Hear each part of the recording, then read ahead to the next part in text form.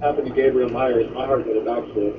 I think anyone who has a child would agree that something is very wrong with the details of this happened. The question that most people ask is how? How can a child that is so young be capable of a thought process that would lead him to make such a drastic decision?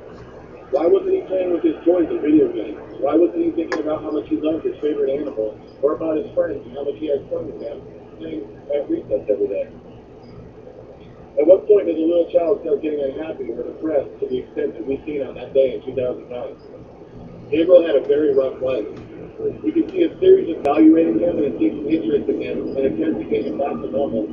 We could see that when the drugs were not working, only more drugs were offered as the remedy. Well, I see one thing when I look at Gabriel, my own son. Tyler Kowalczyk was my son. He died Christmas night 2010. He did not take his own life. Instead, he suffered one of the many side effects of his stimulant ADHD medication, sudden death. If you take the glasses off my son and his hair was cut short, he was fitting in with Gabriel. They probably liked similar shows like Ben 10 and SpongeBob SquarePants. They were especially similar in the aspect that they were being forcibly drugged without informed consent. When Tyler came into my full-time care, he was prescribed Adderall, extended release, 30 milligrams. His mother quoted wild behavior, an inability to listen and follow directions, and irritability. In my 2 years as a single father with Tyler, I'd never seen any of the behaviors that she had talked about. I did observe a child being a child with lots of creativity, imagination, and joy. He was a very happy little boy. Anyone who'd seen him would always see him smiling, dancing, and playing. I took Tyler to the doctor every month, but I would rarely see a doctor when I went. Only another 30-day prescription would be handed out. No yearly checkups, no close monitoring, just a refill. I never wanted Tyler on the medication because it turned him into a very lethargic and quiet child, very different than what we were used to seeing from him. I fought with the schools to keep him off the drugs because I did not like the way he was on them. Had I known that it could kill him or possibly hurt him, I wouldn't have gave up. It was one of the first parent meetings that I had with the school board and PCF attended, and they let me know that if I denied the treatment that his mother and his doctor approved, that I might be in trouble. Trouble? What did she mean? Were they going to take my little boy from me? At that point, he had already been on the medication for 2 years and still failing in school. Now, if the drugs weren't helping him in school, why would they want to continue them? I know now that it was a form of behavior modification. Tyler was on the medication since he was 4 years old, and at this point he was 6. And he would have a coming down effect or a withdrawal from the medication when I would try to take him off of it. I now know that stimulants are known to cause severe psychological dependence, and this was the cause of that wild behavior. I tried stricter discipline with Tyler as a way to help him keep him off the medication. But Tyler admitted to me that he was trying his hardest, and it seemed he just couldn't function without him. In the 2 years Tyler was with me, he had turned it all around. He was getting a straight A's, and he was becoming a very confident reader. Once he started getting good grades, he would tell me how much he liked school, and that's when he really came into his own. It wasn't a matter of medication or disorders, he just needed some attention. Early Christmas morning, I awoke to find my son at the end of my bed with a big smile on his face saying, "Dad, time to open presents." I look over with only one eye half open. It's 6:50. Alright, it's Christmas morning. I jumped out of bed, eager to show Tyler what I bought him for Christmas, and just as eager to see what Santa Claus had brought him. That day was like a day like any other, except the Christmas magic was in the air, and everyone could feel the magical warmth of that beautiful day. Tyler got to spend the rest of his day at his grandparents, whom he loved more than life itself, and he also got to spend the day with his mother, the love of his life. After a great Christmas day, with much more to come on the following Sunday, Tyler went to sleep. Only he went to sleep for the very last time. And he was found around 1:30 in the morning, cold and not breathing.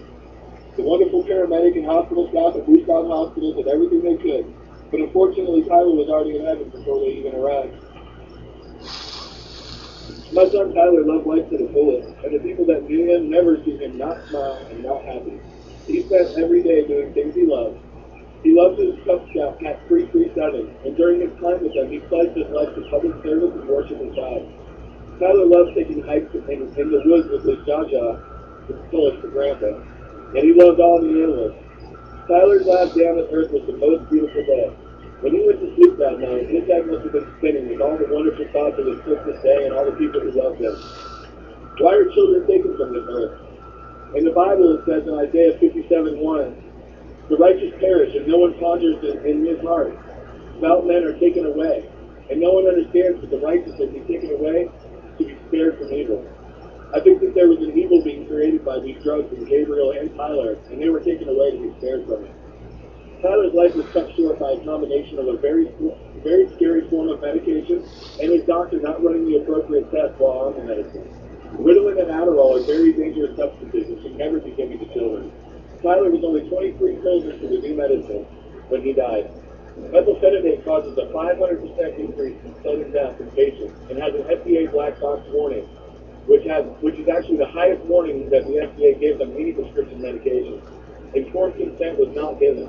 I have no idea any of the adverse effects of the medication that they put my son on. Adverse effects like fast pounding or irregular heartbeat, Tourette syndrome, seizures, hallucination, motor tics and verbal tics, difficulty breathing or swallowing, and sudden death. Yeah, you heard me right. They approved the drug to be given to 4-year-old children that can give them motor tics, Tourette's, and sudden death. This stuff is on the same DEA list as cocaine and methamphetamine. The long-term effects on mental health disorders in the later life of chronic use of methylphenidate is unknown. Concerns have been raised that long-term therapy might cause drug dependence, paranoia, schizophrenia, and behavioral sensation, similar to all the other stimulants. Psychotic symptoms from methylphenidate can include hearing voices, visual hallucinations, urges to harm oneself, severe anxiety, euphoria, grandiosity, paranoid delusions, confusion, depression, and irritability. Now, why would they put any child on this poison? I honestly trusted my child's doctor to know what's best for him, and I think that was the biggest problem. I was a single parent and didn't even think to question the doctor or the medication. There's over 4 million children on stimulant ADHD medication in this country, so apparently I'm not alone. I, in coalition with Tyler's grandfather and grandmother, had started the Tyler Kowalczyk Foundation shortly after his death. Using the domain ADHDecide.org, we are helping get the word out to teach the public about the truth about what is happening to our children.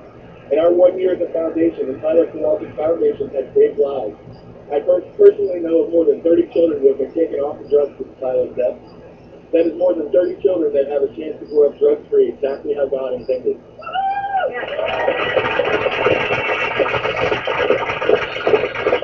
We post out informational flyers and pamphlets, we post blogs, and we have social networking sites. We have a website filled with all the information that a parent would need to fight the schools and learn how to help your gifted child excel in school and social activities instead of trying to convince them that they're sick and need medication. In 2011, the Tyler Kowalczyk Foundation teamed up with the Citizens Commission of Human Rights, and together we're going to continue fighting for the right to informed consent. We'll never understand why Tyler left so fast and we didn't have a chance to save him. Also, we will never stop fighting for him and to make sure that what happens to him stops happening to our children. Tyler Kowalczyk and Gabriel Myers should not have died when they did, and for their beautiful lives being cut so short, there has to be retribution. And something has to change with the way things are going in this country. I will do whatever it takes to spread the word of this killer medication to make sure Gabe and Tyler's death can be a catalyst for a change. Yeah.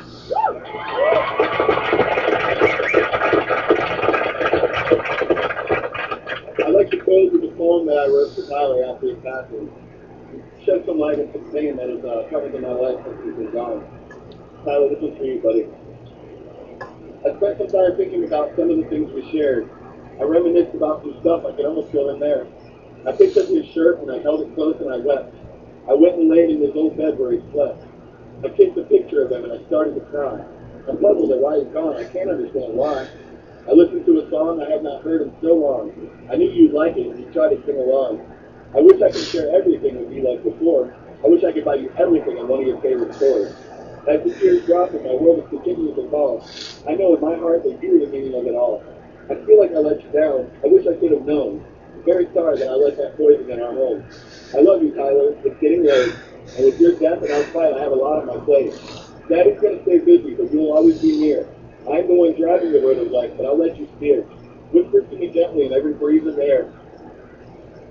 Touch me with your light and let me know that you're there. God blesses us sometimes in ways we can't reason. We cannot desert him, so that would be treason. He is our Father, our protector, and our guide. Sit back, hold on tight, because it's going to be a bumpy ride. You got to skip all the tough stuff. You worked ahead. You got to go right to the end of the game instead. You win. High score. You are number one. You are not only mine, but you are also Jesus' son. He'll watch over you until I get there. Tyler and Dad in heaven, nothing can compare. We can play all day, every day now. You won't need school. waste time with the things I did. No time for anything else, just me and my kids. Does that sound good? Do we have a date? Because I'm looking forward and I simply cannot wait. So I'm going to go to sleep now and dream of you and me, playing in heaven just as happy as we can be. When I wake up, I'll be one step closer, for heaven awaits me when this world has closure. Good night, Tyler Kowalczyk, a.k.a. Tyler the Great, until we meet for our eternal heavenly play day. I love you, Tyler Kowalczyk. Thank you, everybody, for listening to my story, and may God bless our children.